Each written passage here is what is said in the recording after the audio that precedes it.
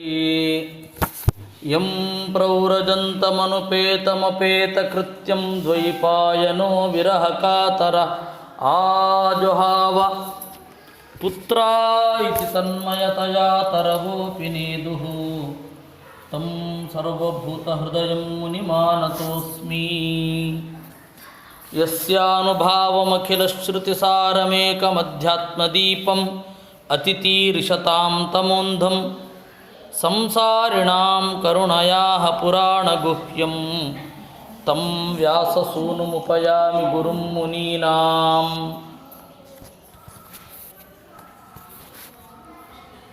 ಶ್ರೀಶುಕ ಉವಾಚ ಇತಿ ಪ್ರಹಸಿತಂ ಶೌರೇಃ ಜಲ್ಪಿತಂ ಚಾನುವೀಕ್ಷಿತಂ ಗತಿಂ ಪ್ರೇಮ ಪರಿಷ್ವಂಗ್ಯಂ ಸ್ಮರಂತ್ಯೋರುರುದುಸ್ತ್ರಿಯಃ. ಹೆಣ್ಣು ಮಕ್ಕಳೆಲ್ಲ ಕೃಷ್ಣನ ಆಟವನ್ನು, ಕೃಷ್ಣನ ಲೀಲೆಯನ್ನು ನೆನಪಿಸಿಕೊಂಡು ಅತ್ತರಂತೆ. ಸಂಕರ್ಷಣಸ್ತಾ ಕೃಷ್ಣಸ್ಯ ಸಂದೇಶೈರ್ಹೃದಯಂಗಮೈಃ ಸಾಂತ್ವಯಾಮಾಸ ಭಗವಾನ್ ನಾನಾನುನಯ ಕೋವಿದಃ. ಬಲರಾಮ ಅವರೆಲ್ಲರನ್ನೂ ಸಮಾಧಾನ ಮಾಡಿದ. ದೌಮಾಸೌ ತತ್ರ ಚಾವಾತ್ಸೀತ್ ಮಧುಂ ಮಾಧವಮೇವ ಚ ರಾಮಕ್ಷಪಾಸು ಭಗವಾನ್ ಗೋಪೀನಾಂ ರತಿಮಾವಹನ್. 2 ತಿಂಗಳ ಕಾಲ ರಾಮ ಅಲ್ಲಿ ವಾಸ ಮಾಡಿದ. ಚೈತ್ರ ವೈಶಾಖಗಳನ್ನು ಅಲ್ಲೇ ಕಳೆದ ಅಂತೆ. ಈ ಚೈತ್ರ, ವೈಶಾಖ, ಶ್ರಾವಣ, ಭಾದ್ರಪದ, ಮಾಘ ಅಂತ ಹೇಳಿ ಏನು ನಕ್ಷತ್ರಗಳನ್ನು ಆಧರಿಸಿದ ಮಾಸಗಳ ಹೆಸರು ಇದೆ, ಅದೆಲ್ಲವೂ ಕೂಡ ವೈದಿಕ ಪರಿಭಾಷೆಯಲ್ಲಿ ಬೇರೆ. ಮಧು, ಮಾಧವ, ಶುಚಿಷತ್, ಶುಕ್ರ ಹೀಗೆಲ್ಲ ಹೆಸರಿದೆ. 12 ಮಾಸಗಳಿಗೆ 12 ಹೆಸರಿದೆ. ನಮಗೆ ಅದು ಹೆಚ್ಚು ಪ್ರಸಿದ್ಧ ಇಲ್ಲ. ನಾವು ಚೈತ್ರ ವೈಶಾಖ ಅಂತ ಲೆಕ್ಕ ಮಾಡ್ತೇವೆ. ಆ ತರಹ ಅಂದರೆ ನಿಮಗೆ ಹೇಳಿದ್ದೆ, ಹುಣ್ಣಿಮೆಯ ದಿವಸ ಯಾವ ನಕ್ಷತ್ರ ಉದಯ ಆಗುತ್ತೆ, ಚಂದ್ರೋದಯ ಯಾವ ನಕ್ಷತ್ರದಲ್ಲಿ ಆಗುತ್ತೆ, ಆ ಒಂದು ನಕ್ಷತ್ರದಿಂದ ಉಂಟಾದ ಮಾಸ. ಚಿತ್ರಾ ನಕ್ಷತ್ರದಲ್ಲಿ ಚಂದ್ರೋದಯ ಆದರೆ ಚೈತ್ರ, ಹುಣ್ಣಿಮೆಯ ದಿವಸ. ಹಾಗೆ 2 ತಿಂಗಳ ಕಾಲ ಕಳೆದ ಅಂತೆ. ಮಧು ಮಾಧವಮೇವಚ ಅಂತ.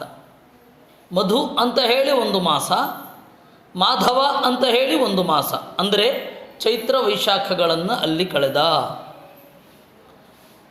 ಪೂರ್ಣಚಂದ್ರಕರಾಮೃಷ್ಟೇ ಕೌಮುದೀ ಗಂಧವಾಯುನ ಯಮುನೋಪವನೇ ರೇಮೇ ಸೇವಿತೆ ಸ್ತ್ರೀಗಣೈರ್ವೃತಃ. ಪೂರ್ಣಚಂದ್ರ ಕರಾಮೃಷ್ಟೇ,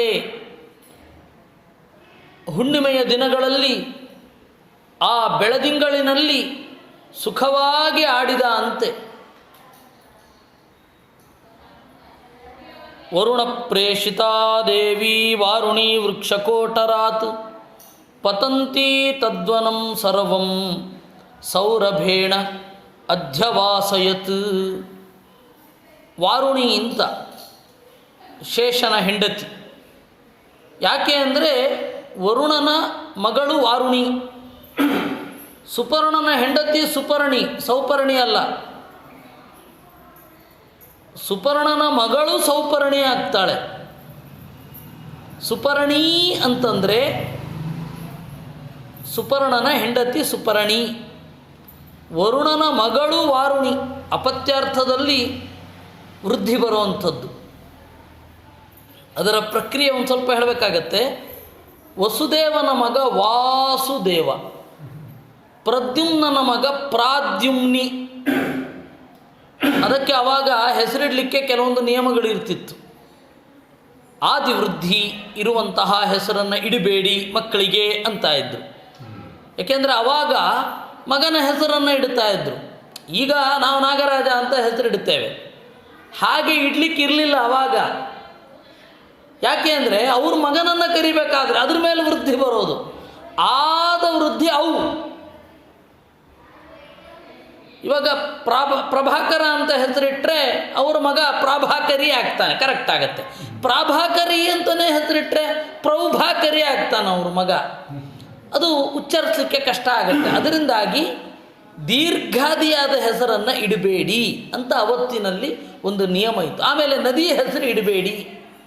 ಸಂಸ್ಕೃತವೇ ಭಾಷೆಯಾಗಿದ್ದಾಗ, ಸಂಸ್ಕೃತವೇ ಆಡುನುಡಿಯಾಗಿದ್ದಾಗ ನದಿಯ ಹೆಸರು ಇಡಬೇಡಿ. ಯಾಕೆಂದರೆ ಗಂಗಾ ಆಗತ್ತಾ ಅಂದರೆ ನದಿ ಉಕ್ಕೇರಿ ಬಂತೋ ಅಥವಾ ಗಂಗಾ ಅನ್ನುವ ಹೆಸರಿನ ಹುಡುಗಿ ಬಂದೋ ಅಂತ ಗೊತ್ತಾಗಲ್ಲ. ಆಮೇಲೆ ಸಮುದ್ರದ ಹೆಸರು ಇಡಬೇಡಿ ಮಗನಿಗೆ, ಸಾಗರ ಅಂತ ಇಡಬೇಡಿ. ಯಾಕೆಂದರೆ ಸಾಗರ ಆಗತಃ ಅಂದರೆ ಸುನಾಮಿ ಬಂತೋ ಅಥವಾ ಸಾಗರ ಅನ್ನುವ ಹುಡುಗ ಬಂದೋ ಗೊತ್ತಾಗ್ತಾ ಇಲ್ಲ. ಅದಕ್ಕೆ ನೀವೆಲ್ಲ ಗಮನಿಸಬೇಕು, ಹಿಂದೆ ಆ ಥರದ ಹೆಸರುಗಳು ಇರ್ತಿರಲಿಲ್ಲ. ಯಾವಾಗ ಸಂಸ್ಕೃತ ಅನ್ನುವ ಆಡುನುಡಿ ತಪ್ಪಿತು ಆವಾಗ ಆ ಥರದ ಹೆಸರುಗಳೆಲ್ಲ ಬರಲಿಕ್ಕೆ ಶುರುವಾಯಿತು. ಮೊದಲೆಲ್ಲ ಇದ್ದ ಹೆಸರುಗಳು ಸ್ಟೈಲ್ ಬೇರೆ, ಈಗ ಇರತಕ್ಕಂತಹ ಹೆಸರುಗಳ ಸ್ಟೈಲ್ ಬೇರೆ. ಅದು ಒಂದೊಂದು ಕಾಲದಲ್ಲಿ ಒಂದೊಂದು ತರಹ ಹೆಸರು, ಒಂದೊಂದು ಕಾಲದಲ್ಲಿ ಒಂದೊಂದು ತರಹದ ಭಾಷೆಯ ಬದಲಾವಣೆಗೆ ಅನುಗುಣವಾಗಿ ಆ ಟ್ರೆಂಡು ಇರುತ್ತೆ. ಅದು ಯಾವಾಗಲೂ ಒಂದೇ ರೀತಿ ಅಂತ. ಆಗಿನ ಕಾಲದಲ್ಲಿ ವೆಂಕಟಾಚಾರ್ಯರ ಪ್ರಭಾವದಿಂದ ಬಿ ವೆಂಕಟಾಚಾರ್ಯರು ಅಂತ ಒಬ್ಬರು ಪ್ರಸಿದ್ಧ ಬಂಗಾಳಿ ಸಾಹಿತ್ಯದ ಅನುವಾದಕರು ಇದ್ದರು. ಮೊದಲು ಕನ್ನಡದಲ್ಲಿ ಕಾದಂಬರಿ ಅಂತ ಶುರು ಮಾಡಿದವರೇ ಅವರು, ವೆಂಕಟಾಚಾರ್ಯರು ಅಂತ. ಅವರು ನೇರವಾಗಿ ಬಂಗಾಳಿಯಿಂದ ಅನುವಾದ ಮಾಡ್ತಾ ಇದ್ದರು. ಹೀಗಾಗಿ ರಮೇಶ ಅನ್ನೋದೇ ಆಗಿನ ಕಾಲದಲ್ಲಿ ಬಹಳ ವಿಚಿತ್ರವಾದ ಹೆಸರು, ಮಾಡರ್ನ್ ಆಗಿದೆ ಅಂತ. ಕಮಲಾಕಾಂತ, ರಮಾಕಾಂತ ಆ ಥರದ್ದು. ಈಗ ಅದು ಹಳೆಯ ಹೆಸರು ಅಂತ. ಅಂದರೆ ಕಾಲದಿಂದ ಕಾಲಕ್ಕೆ ಹೆಸರೆಲ್ಲ ಚೇಂಜ್ ಆಗ್ತಾ ಬರುತ್ತೆ. ಹೀಗಾಗಿ ಮಗುವಿನ ಹುಟ್ಟಿದ ಸಂದರ್ಭದಲ್ಲಿನ ಸೂಚನೆಗಳನ್ನು ನೋಡಿಕೊಂಡು ಹೆಸರಿಡೋದು ಬಹಳ ಒಳ್ಳೆಯದು. ಶ್ಯಾಮಲ ಅಂತ ಇಟ್ಟಿರ್ತಾರೆ, ಬೆಳ್ಳಗಿರ್ತಾಳೆ ಆ ಹುಡುಗಿ. ಶ್ಯಾಮಲ ಅಂದರೆ ಕಪ್ಪು ಅಂತ. ಅದರಿಂದಾಗಿ ನಾವು ಆ ಭಾಷೆಯನ್ನು ಪ್ರಜ್ಞಾಪೂರ್ವಕವಾಗಿ ಬಳಸಲಿಕ್ಕೆ ಅಂತ ಹೋದಾಗ ಇದೆಲ್ಲ ನಮಗೆ ಅರ್ಥ ಆಗ್ತಾ ಹೋಗುತ್ತೆ. ಪ್ರಜ್ಞಾಪೂರ್ವಕವಾಗಿ ಅಲ್ಲ, ಅದೊಂದು ಸಂಕೇತ ಅಂತ ಬಳಸಿದಾಗ ಈ ತರಹದ ಸಮಸ್ಯೆಗಳು ಬರುತ್ತೆ. ಸಮಸ್ಯೆ ಅಲ್ಲ, ಇದು ಐಡಿಯಾ ಇರಲ್ಲ ಅಷ್ಟೆ. ತಥಾಚ ವಾರುಣಿ ಅಂತ, ವಾರುಣಿ ಶೇಷನ ಹೆಂಡತಿಯೂ ವಾರುಣಿಯೇ, ಲಕ್ಷ್ಮೀದೇವಿಯೂ ವರುಣನ ಮಗಳೇ. ಆದರೆ ಲಕ್ಷ್ಮೀದೇವಿಯನ್ನು ವಾರುಣಿ ಅಂತ ಕರೆಯುವಲ್ಲ, ಏಕೆಂದರೆ ಅವಳು ಕಡಲ ಮಗಳ ತಾನೆ. ಆದರೆ ಮೊದಲನೆಯ ಬಾರಿ ಕಡಲ ಮಗಳಾಗಿ ಅವಳೇನು ಹುಟ್ಟಿರಲಿಲ್ಲ ಲಕ್ಷ್ಮೀದೇವಿ. ಆದ್ದರಿಂದಾಗಿ ಅವಳಿಗೆ ಆದಿ ಇಲ್ಲ ಅನ್ನೋದಕ್ಕಾಗಿ ವರುಣನಿಂದ ಅಭಿವ್ಯಕ್ತ ಆದರೂ ಲಕ್ಷ್ಮೀ ಸ್ವಯಂವರದಲ್ಲಿ ಲಕ್ಷ್ಮಿಯನ್ನು ವಾರುಣಿ ಅಂತ ಕರೆಯೋಲ್ಲ. ಶೇಷನ ಪತ್ನಿಯನ್ನು ವಾರುಣಿ ಅಂತ ಕರೀತಾರೆ. ಆ ವಾರುಣಿ ಏನಿದ್ದಾಳೆ ಅವಳು ವೃಕ್ಷಕೋಟರಾತ್ ಪತಂತಿ, ಬಲರಾಮನ ಭೋಗಕ್ಕಾಗಿ ಮರದ ಪೊಟರೆಯಿಂದ ತಾನಾಗಿ ಹರಿದು ಬಂದಳಂತೆ. ಆ ವಾರುಣಿಗೆ ಆಮೇಲೆ ಅದು ಮದಿರ ಆಯಿತು, ಹೆಂಡ ಆಯಿತು. ಬಲರಾಮ ಹೆಂಡವನ್ನು ಬಹಳ ಇಷ್ಟಪಡ್ತಾ ಇದ್ದ, ಆದರೆ ಅವನಿಗೆ ಹೆಂಡತಿಯೇ ಹೆಂಡ. ಯಾಕೆ ಅಂದರೆ ವಾರುಣಿ ಅಭಿಮಾನಿಸಿದ ವಸ್ತು ಅದು. ಹೀಗಾಗಿ ಅವನು ಏನನ್ನು ಕುಡಿತಾ ಇದ್ದ ಅಂದರೆ ಹೆಂಡತಿಯನ್ನೇ ಕುಡಿತಾ ಇದ್ದ. ಅಷ್ಟು ವಿಚಿತ್ರ. ದೇವತೆಗಳ ಆ ಲೀಲೆಯೆಲ್ಲ ನಮಗೆ ಅರ್ಥವೇ ಆಗಲ್ಲ. ನಮಗೆ ಮೇಲ್ನೋಟಕ್ಕೆ ಪುರಾಣದಲ್ಲಿ ಏನು ಕಾಣುತ್ತೆ, ಶಿಧುಪ್ರಿಯ ಬಲರಾಮ ಯಾವಾಗಲೂ ಕುಡಿತಾ ಇದ್ದ ಅಂತ ಅನಿಸುತ್ತೆ. ಅವನು ಕುಡಿತಾ ಇದ್ದದ್ದು ಯಾವುದನ್ನು? ಹೆಂಡವನ್ನಲ್ಲ, ಹೆಂಡತಿಯನ್ನೇ ಕುಡಿತಾ ಇದ್ದದ್ದು. ಕಾದಂಬರಿ ಅಂದರೆ ಕದಂಬ ಮರದ ಪೊಟರೆಯಿಂದ ಎದ್ದು ಬಂದದ್ದು, ಅದು ಕಾದಂಬರಿ ಅಂತ. ಹಾಗಾದರೆ ಇದಕ್ಕೆ ಯಾಕೆ ಕಾದಂಬರಿ ಅಂತ ಕರೆಯೋದು? ಗದ್ಯಕ್ಕೆ. ಇಡೀ ಉತ್ತರ ಭಾರತದಲ್ಲಿ ಉಪನ್ಯಾಸ ಅಂತಾರೆ. ಉಪನ್ಯಾಸ ಅಂದರೆ ಅಲ್ಲಿ ಕಾದಂಬರಿ. ಪ್ರೇಮಚಂದ್ರ ಕಾ ಉಪನ್ಯಾಸ ಅಂದರೆ ಅಲ್ಲಿ ಕಾದಂಬರಿ ಅಂತ. ನಾವಿಲ್ಲಿ ಕಾದಂಬರಿ, ನಾವೆಲ್ಗೆ ಅವರು ಕೊಟ್ಟ ಹೆಸರು ಉಪನ್ಯಾಸ, ನಾವು ಕೊಟ್ಟ ಹೆಸರು ಕಾದಂಬರಿ. ಬಾಣಭಟ್ಟನ ಕಾದಂಬರಿ. ಕದಂಬ ವೃಕ್ಷದ ರಸದಂತೆ ಸುಖವಾಗಿರುತ್ತೆ ಅನ್ನುವ ದೃಷ್ಟಿಯಿಂದ, ಅದು ಇಲ್ಲದೇ ಇರಬಹುದು, ಅದು ಬೇರೆ, ಅದು ಅವರವರಿಗೆ ಬಿಟ್ಟದ್ದು. ಅದು ಕದಂಬ ವೃಕ್ಷದ ರಸದಂತೆ ಅದು ಇರುತ್ತೆ ಅನ್ನುವ ದೃಷ್ಟಿಯಿಂದ ಅದನ್ನು ಕಾದಂಬರಿ ಅಂತ ಕರೀಲಿಕ್ಕೆ ಶುರು ಮಾಡಿದ್ರು. ಆ ಕದಂಬ ವೃಕ್ಷದಲ್ಲಿ ಮೂಡಿದ್ದು ಇವಳು ಯಾರು? ವಾರುಣಿ. ಇದು ಯಾಕೆ ನಾನು ಇಷ್ಟು ವಿಸ್ತಾರವಾಗಿ ಹೇಳ್ತಾ ಇದ್ದೇನೆ ಅಂತಂದರೆ, ಪುರಾಣದ ಪ್ರತಿಮೆಗಳನ್ನು ಅರ್ಥ ಮಾಡಿಕೊಳ್ಳುವಲ್ಲಿ ಜಾಗ್ರತೆ ಇರಬೇಕು. ಯಾರಾದರೂ ಹೌದು ಹೇಳಿದಾಗ ಗಾಬರಿ ಆಗತ್ತೆ. ಬಲರಾಮ ಮದಿರಾಪ್ರಿಯ, ಬಲರಾಮ ಕಾದಂಬರಿ ರಮಣ. ಹೌದು, ಬಲರಾಮ ಕಾದಂಬರಿ ರಮಣನೇ. ಆದರೆ ಆ ಕಾದಂಬರಿ ಯಾರು? ಮಾಮೂಲಿ ಮದ್ಯ ಅಲ್ಲ, ಅರಿವು ತಪ್ಪಿಸುವಂತಹ ಮದ್ಯ ಅಲ್ಲ. ಅದು ಹೆಂಡತಿಯೇ ಗಂಡನ ಹೊಟ್ಟೆಯೊಳಗಡೆ ಹೋಗತಕ್ಕಂತಹ ವಿಚಿತ್ರವಾದ ಒಂದು ರೂಪ, ವಿಚಿತ್ರವಾದ ಒಂದು ಶಕ್ತಿ. ದೇವತಾ ಸ್ತ್ರೀಯರ ಅದೊಂದು ವಿಚಿತ್ರ ಶಕ್ತಿ ಅಂತ ಹೇಳ್ತಾರೆ ಆಚಾರ್ಯರು. ಮಹಾಭಾರತ ತಾತ್ಪರ್ಯ ನಿರ್ಣಯದಲ್ಲಿ ಒಂದು ಮಾತು ಹೇಳ್ತಾರೆ, ಮಾನುಷ್ಯ ಭುಕ್ತಿರತಿನಾತ್ರ ವಿಚಾರ್ಯಮಸ್ತಿ. ದೇವತೆಗಳ ಭೋಗ ಬೇರೆ ರೀತಿ, ಮನುಷ್ಯರ ಭೋಗ ಬೇರೆ ರೀತಿ, ಎರಡೂ ಒಂದೇ ಅಲ್ಲ. ನೀವು ತಪ್ಪು ತಿಳ್ಕೊಳ್ಬೇಡಿ, ನಮಗದು ಗೊತ್ತಿಲ್ಲ ಅಂತ ಗೊತ್ತಿರಲಿ ಅಂತ ಹೇಳ್ತಾರೆ. ಅದಕ್ಕೆ ನಾನಿಷ್ಟು ವಿಸ್ತಾರವಾಗಿ ಅಲ್ಲಿ ಇರೋದು ನೋಡಿ, ಶ್ಲೋಕ ಓದಿ ಹೇಳ್ತೇನೆ. ವರುಣ ಪ್ರೇಷಿತಾ ದೇವಿ ವಾರುಣಿ ವೃಕ್ಷಕೋಟರಾತ್ ಪತಂತೀ ತದ್ವನಂ ಸರ್ವಂ ಸೌರಭೇಣ ಅಧ್ಯವಾಸಯತ್. ಹೀಗಿದೆ ಅದು ಶ್ಲೋಕ. ಅದರ ನೇರವಾದ ಅನುವಾದ ಮಾಡೋದಾದರೆ, ವರುಣ ಕಳುಹಿಸಿದ ವಾರುಣಿ ದೇವಿಯು ವೃಕ್ಷಕೋಟರಾತ್ ಮರದ ಪೊಟರೆಯಿಂದ ಪತಂತಿ ಹೊರಗಡೆ ಜಿಗಿದು ತದ್ವನಂ ಸರ್ವಂ ಆ ಎಲ್ಲ ಕಾಡನ್ನು ಸೌರಭೇಣ ಪರಿಮಳದಿಂದ ಕಂಪಿನಿಂದ ಅಧ್ಯವಾಸೆಯತ್ತು ತುಂಬಿದಳು. ಇದು ಮೂಲ. ಈ ಮೂಲವನ್ನು ಅರ್ಥೈಸಿಕೊಳ್ಳೋದು ಹೇಗೆ? ಆಚಾರ್ಯರು ಹೇಳಿದರು, ಕಾದಂಬರಿ ವಾರುಣಿ ತಾಂಪಪೌಸಃ. ಮಧ್ಯದಲ್ಲಿ ಸುಮಾರು ಬಗೆ ಇದೆ. ಸಂಸ್ಕೃತ ವಿಶ್ವಕೋಶದಲ್ಲಿ ಅದಿದೆ, ಪ್ರಾಚೀನವಾದ ವಿಶ್ವಕೋಶ ಎರಡಿದೆ. ಒಂದು ಶಿವತತ್ವ ರತ್ನಾಕರ, ಇನ್ನೊಂದು ಮಾನಸೋಲ್ಲಾಸ ಅಂತ ಸಂಸ್ಕೃತದಲ್ಲಿ ಬಂದ ವಿಶ್ವಕೋಶಗಳು. ಅದರಲ್ಲಿ ಹಲವಾರು ತರಹದ ಮದ್ಯಗಳನ್ನು ಹೇಳಿದ್ದಾರೆ. ಮದ್ಯ ಅಂದರೆ ಏನು ಗೊತ್ತಾ? ಸಂತೋಷಕ್ಕೆ ಕಾರಣವಾದದ್ದು ಅಂತ ಅಷ್ಟೇ ಅರ್ಥ. ಅದು ಆಮೇಲೆ ಹೆಂಡ ಅನ್ನುವ ಅರ್ಥ ಆಮೇಲೆ ಬಂದು, ಕಳ್ಳು ಅನ್ನುವ ಅರ್ಥ ಆಮೇಲೆ ಬಂದದ್ದು. ಆಸವ ಅಂದರೆ ಹೂಗಳಿಂದ ಮಾಡಿದ ಮದ್ಯ, ಮೈರೇಯ ಅಂದರೆ ಹಿಟ್ಟಿನಿಂದ ಮಾಡಿದ ಮದ್ಯ. ಹೀಗೆ ಬೇರೆ ಬೇರೆ ಬೇರೆ ಬೇರೆ ರೀತಿ ಇದೆ. ಎಲ್ಲವೂ ಒಂದೇ ತರಗತಿಯದ್ದಲ್ಲ. ಪುರಾಣಗಳಲ್ಲಿ ಅದರ ಪ್ರತಿಮೆ ಬರುತ್ತೆ. ಎಚ್ಚರದಿಂದ ನಾವು ಅರ್ಥ ಮಾಡ್ಕೊಳ್ಬೇಕದನ್ನು. ನೇದುರ್ ತತ್ರ ತಂ ಗಂಧಂ ಮಧುಧಾರಾಯಾಃ ವಾಯುನೋಪಹೃತಂ ಬಲಃ ಆಘ್ರಾಯ ಉಪಗತಸ್ತತ್ರ ಲಲನಾಭಿಃ ಪಪೌ ಸಮಂ. ಮಧುಧಾರಾಯಾಃ ಆ ಒಂದು ಮರದ ಪೊಟರೆಯೊಳಗಡೆಯ ಗಂಧ ಪರಿಮಳ ಎಲ್ಲ ಕಡೆ ಹರಡಿ ಬಲರಾಮನ ಮೂಗಿಗೆ ತಾಗಿ ಅವನು ತನ್ನ ಹೆಣ್ಣು ಮಕ್ಕಳೊಂದಿಗೆ ಇಲ್ಲಿ ಬಂದು ಕುಡಿದ ಅಂತೆ.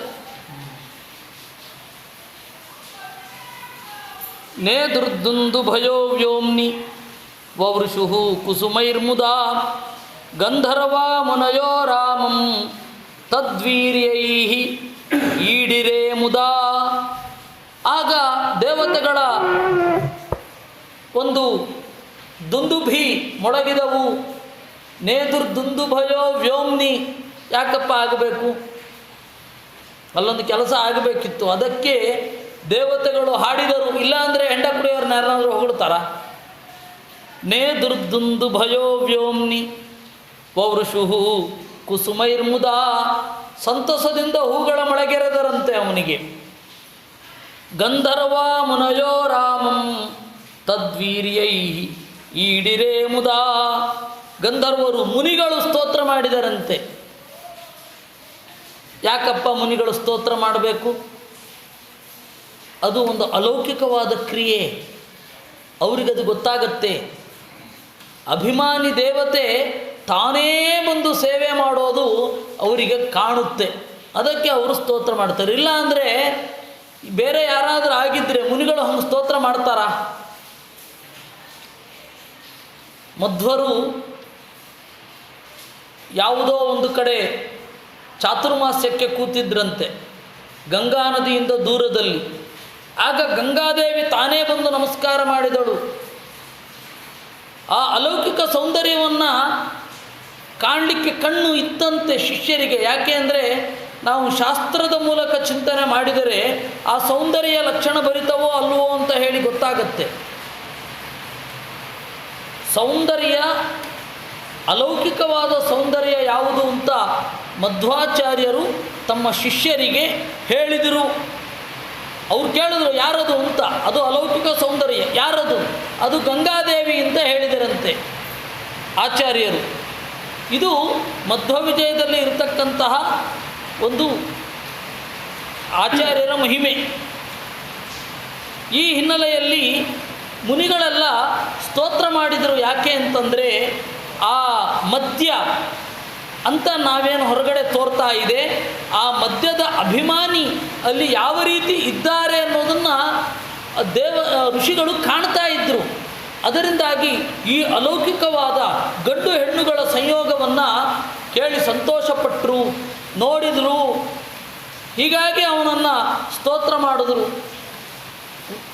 ಬಲರಾಮನನ್ನು ಉಪಗೀಯಮಾನ ಚರಿತಃ ವನಿತಾಭಿರಹಲಾಯುಧ ವನೇಶು ವ್ಯಚರತ್ ಕ್ಷೀಭಃ ಮಾಹೇಂದ್ರ ಇವ ವಾರುಣಃ. ಈ ರೀತಿ ಸುಖವಾಗಿ ಹೆಣ್ಣು ಮಕ್ಕಳಿಂದ ಕೂಡಿಕೊಂಡು ಅಲ್ಲಿ ಎಲ್ಲ ತಿರುಗಾಡಿದನಂತೆ. ಹೇಗೆ? ಮಾಹೇಂದ್ರ ಇವ ವಾರಣಃ, ಇಂದ್ರನ ಆನೆ ಐರಾವತದಂತೆ ತಿರುಗಾಡಿದ. ಶುಭೈಕ ಕುಂಡಲೋ ಮತ್ತು ವೈಜಯಂತ್ಯ ಚಮಾಲಯ ಬಿಭ್ರತ್ ಸ್ಮಿತ ಮುಖಾಂಭೋಜಂ ಸ್ವೇದ ಪ್ರಾಲೇಯ ಭೂಷಿತಂ. ಬಲರಾಮನ ಒಂದು ಚಿಂತನೆ, ಶೇಷನನ್ನು ಚಿಂತನೆ ಮಾಡಬೇಕಾದ್ರೆ ಹಾಗೇ ಚಿಂತನೆ ಮಾಡಬೇಕು. ಬಲರಾಮನು ಹಾಗೇ ಇದ್ದ. ಶುಭೈಕ ಕುಂಡಲ, ಒಂದೇ ಕಿವಿಯಲ್ಲಿ ಓಲೆ ಅವನದ್ದು. ಈ ಒಂದೇ ಕಿವಿಯಲ್ಲಿ ಓಲೆ ಹಾಕೋರು ಅದೇನು ಎರಡು ಕಿವಿಯಲ್ಲಿ ಓಲೆ ಹಾಕಬೇಕು ಅಂತಾರೆ. ಬಲರಾಮ ಇದ್ದದ್ದೇ ಒಂದು ಕಿವಿಯಲ್ಲಿ ಓಲೆ ಹಾಕಿಕೊಂಡು. ಯಾರು ಅತ್ಯಂತ ಹಳಬರೋ ಅವರು ಅತ್ಯಂತ ಮಾಡರ್ನ್ ಆಗಿರ್ತಾರೆ, ನೆನಪಿರಲಿ. ಮಾಡರ್ನು ಅಂತ ಹೇಳಿಕೊಳ್ಳುವವರು ಆ ಕಾಲಕ್ಕೆ ಮಾತ್ರ ಮಾಡರ್ನ್ ಆಗಿರ್ತಾರೆ, ಆಮೇಲೆ ಅವರು ಹಳೆಯದಕ್ಕೆ ಅಂಟ್ಕೋತಾರೆ. ಅದರಿಂದಾಗಿ ಬಲರಾಮ ಒಂದೇ ಕುಂಡಲ. ನೀವು ಶೇಷನನ್ನು ಚಿಂತನೆ ಮಾಡಬೇಕು ಅಂತಂದ್ರೂ ಹಾಗೇ ಚಿಂತನೆ ಮಾಡಬೇಕು. ದೇವರ ಹಿಂದೆ ದಧಾನೋ ಹಲಸೋ ನಂದೋ ಶ್ವೇತವರ್ಣ ಕೃತಾಂಜಲಿ. ಇದು ಕೃಷ್ಣನ ಹಿಂದೆ, ನಾರಾಯಣನ ಹಿಂದೆ ನಿಂತಿರುವ ಹಲಸೋನಂದವು. ಹಲ ಅಂತ ಹೇಳಿದ್ರೆ ವನಕೆ, ನೇಗಿಲು. ಸೌನಂದ ಅಂತಂದರೆ ವನಕೆಯ ಹೆಸರು. ಎರಡನ್ನು ಹಿಡಿದು ಬೆಳ್ಳಗಿನ ದೇಹ, ಶಿವನದ್ದು ಮತ್ತು ಶೇಷನ ದೇಹ ಬೆಳ್ಳಂಬೆಳ್ಳಗೆ ಅಂತಾರಲ್ಲ ಆ ತರಹ. ಅದನ್ನು ಹಿಡ್ಕೊಂಡು ಅವನು ನಿಂತಿರ್ತಾನೆ. ಪಕ್ಕದಲ್ಲಿ ವಾರುಣಿ ಇರ್ತಾಳೆ. ಒಂದೇ ಕುಂಡಲ, 1000 ತಲೆಗೆ ಒಂದೇ ಕುಂಡಲ ಹಾಕ್ಕೊಂಡಿರ್ತಾನವನು. ಈ ತರಹದ ಶೇಷನನ್ನು ಚಿಂತನೆ ಮಾಡಬೇಕು ಅಂತ ತಂತ್ರಸಾರ ಸಂಗ್ರಹದಲ್ಲಿ ಆಚಾರ್ಯರು ಹೇಳ್ತಾರೆ. ಲಕ್ಷ್ಮಣನಾಗಿದ್ದಾಗ ಅವನು 2 ಕುಂಡಲ ಹಾಕೋತಾ ಇದ್ನೋ 1 ಕುಂಡಲ ಹಾಕೋತಾ ಇದ್ನೋ ವಾಲ್ಮೀಕಿ ರಾಮಾಯಣದಲ್ಲಂತೂ ಇಲ್ಲ. ಆದರೆ ವೇದವ್ಯಾಸರು ಮಹಾಭಾರತದಲ್ಲಿ ಒಂದೇ ಕುಂಡಲ ಹಾಕ್ತಾ ಇದ್ದ ಬಲರಾಮ ಅಂತ ಹೇಳಿದ್ದಾರೆ, ಇಲ್ಲಿಯೂ ಹೇಳಿದ್ದಾರೆ ಭಾಗವತದಲ್ಲಿ. ಒಂದೇ ಕುಂಡಲ ಹಾಕಿಕೊಂಡು ಎಲ್ಲ ಕಡೆ ತಿರುಗಾಡಿದ ಅಂತೆ. ಶುಭೈಕ ಕುಂಡಲ ಮತ್ತಃ. ಆಮೇಲೆ ವೈಜಯಂತ್ಯ ಚಮಾಲಯ ಆಪಾದ ಲಂಬಿನಿ ಮಾಲ, ಕಾಡು ಹೂಗಳ ಮಾಲೆ, ಹೆಗಲಿನಿಂದ ಕಾಲಿನವರೆಗೆ ಬರುವಂತಹ ಮಾಲೆಯಿಂದ ಇಟ್ಟುಕೊಂಡು ಮುಗುಳು ನಗೆಯನ್ನು ಹರಡಿಸುತ್ತಾ ಸ್ವೇದ ಪ್ರಾಲೇಯ ಭೂಷಿತಂ, ಅವನ ಬೆವರು ಹಿಮದ ಕಣಗಳ ಹಾಗೆ ಬೆಳ್ಳಗಿತ್ತಂತೆ. ಹಾಗೆ ತಿರುಗಾಡ್ತಾ ಇದ್ದ ಸುಖವಾಗಿ. ಸಚ ಜುಹಾವ ಯಮುನಾಂ ಜಲಕ್ರೀಡಾರ್ಥಮೀಶ್ವರ ನಿಜವಾಕ್ಯಮನಾದೃತ್ಯ ಮತ್ತ ಇತ್ಯಾಪಗಾಂಬಲ ಅನಾಗತಾಂ. ಏ ಯಮುನೆ ಬಾ ಅಂತಂದ. ಯಮುನೆ ಅಲ್ಲೆಲ್ಲೋ ಇದ್ಲು, ಇವನಿಲ್ಲಿದ್ದಾನೆ. ಕುಡುಕ ಅಂತ ಅನ್ಕೊಂಬಿಟ್ಲು ಯಮುನೆ. ಅಭಿಮಾನಿನಿ ದೇವಿ ಈ ರೀತಿ ಭ್ರಮೆ ಇರುತ್ತೆ ಆ ಹಂತದಲ್ಲಿ ದೊಡ್ಡವರ ಬಗ್ಗೆ. ಇವನು ಕುಡುಕ ಅಂತ ಅನ್ಕೊಂಬಿಟ್ಲು. ಬರೋಲ್ಲ ಅಂತ ಬರಲಿಲ್ಲ ಅವಳು. ಕಡೆಗೆ ಹೋದ ಅಂತೆ. ಹಲಾಗ್ರೇಣ ಕುಪಿತೋ ವಿಚಕರ್ಷ, ಸೆಳೆದ ಅಂತೆ ನೇಗಿಲಿನಿಂದ.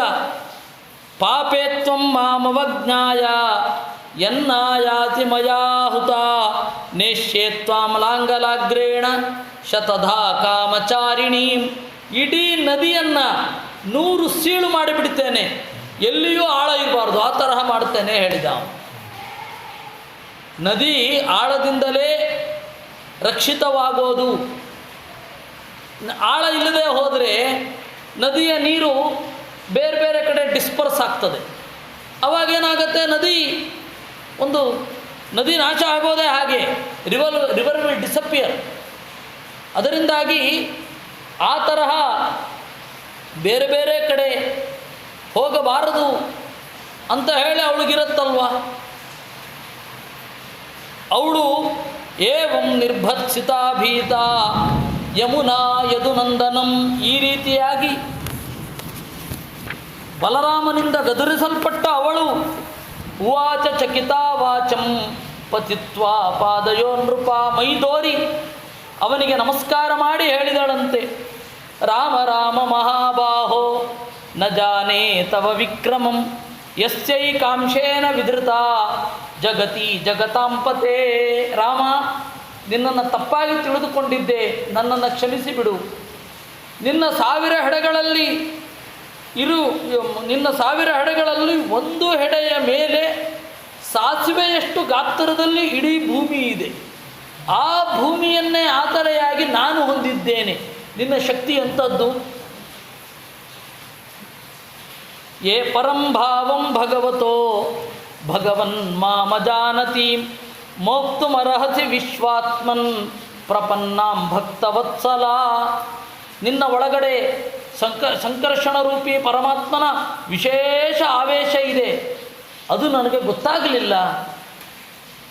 ಹಾಗೆ ಭಗವದನುಗ್ರಹ ಪಾತ್ರ ನೀನು ಎನ್ನುವುದನ್ನು ಗುರುತಿಸದ, ಅದರಿಂದಾಗಿಯೇ ನನ್ನ ತಪ್ಪನ್ನು ತಿಳಿದುಕೊಂಡು ಶರಣಾಗತಳಾಗಿರುವ ನನ್ನನ್ನು ನೀನು ಬಿಡಬೇಕು, ರಕ್ಷಿಸಬೇಕು.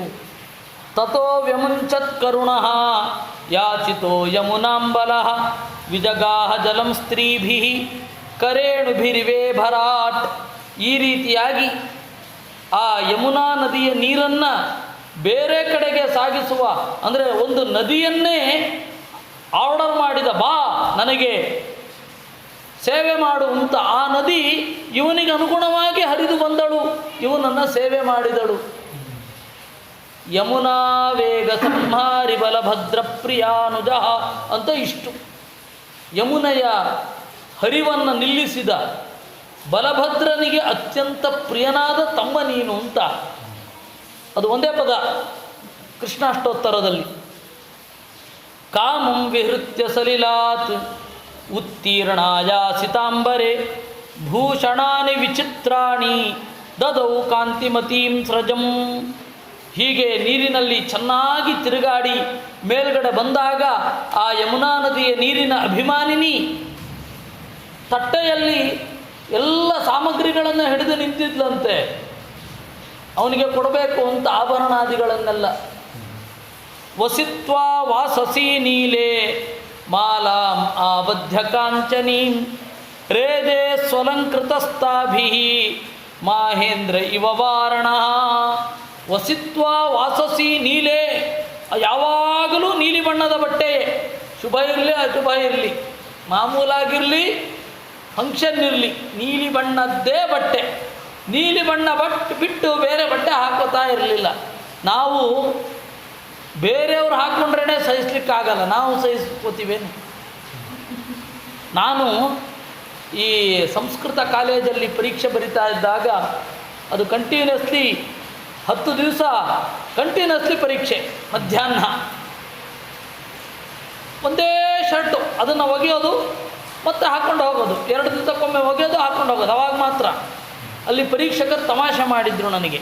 ವಿಜಯಸಿಂಹ, ಈ ಫೋಟೋದಲ್ಲಿರೋ ವ್ಯಕ್ತಿಯೇ ಬರಬೇಕು ಅಂತ ಕಾನೂನಿದೆಯೇ ವಿನಃ ಈ ಫೋಟೋದಲ್ಲಿರುವ ಶರ್ಟನ್ನೇ ಹಾಕ್ಕೊಂಡು ಬರಬೇಕು ಅಂತಲ್ಲ.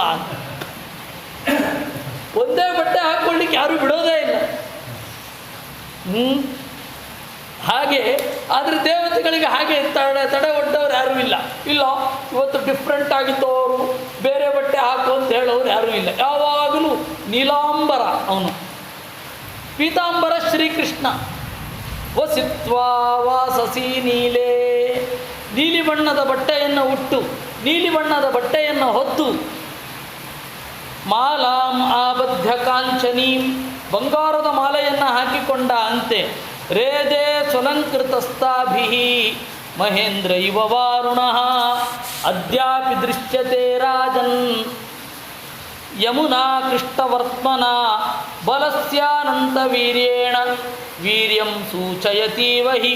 ಇವತ್ತು ನೋಡು, ಯಮುನೆ ಸ್ವಲ್ಪ ವಕ್ರವಾಗಿ ಹರಿದಿರುವುದು ಕಾಣುತ್ತೆ ಅಂತ. ಆಗಿನಲ್ಲಿ ಅದು ದೊಡ್ಡ ಕುರುಹು. ಏವಂ ತರವಾನಿ ಚಾಯಾತ ಏಕೇವರಮತೋ ವನೇ ರಾಮಸ್ಯ ಕ್ಷಿಪ್ತ ಚಿತ್ತಸ್ಯ ಮಾಧುರ್ಯೈರ್ವ್ರಜಯೋಷಿತಾಂ. ಹೀಗೆ ಆ ನಂದ ಗೋಕುಲದ ಹೆಣ್ಣು ಮಕ್ಕಳು ಗಂಡು ಮಕ್ಕಳೆಲ್ಲ ಯಮನ ಜೊತೆಗೆ ರಾಮನ ಜೊತೆಗೆ ತಿರುಗಾಡ್ತಾ ಯಮುನೆಯ ತೀರದಲ್ಲಿ ಇಡೀ ರಾತ್ರಿ ಕಳೆದು ಹೋಯಿತು, ಆರಾಮವಾಗಿ ಕಳೆಯಿತು ಅನ್ನುವಲ್ಲಿಗೆ 88ನೆಯ ಅಧ್ಯಾಯ. ಭೂಯೋಹಂ ಶ್ರೋತುಮಿಚ್ಛಾಮಿ ರಾಮಸ್ಯಾದ್ಭುತ ಕರ್ಮಣಃ ಅನಂತಸ್ಯ ಪ್ರಮೇಯಸ್ಯ ಯದನ್ಯತ್ ಕೃತವಾನ್ ಪ್ರಭು.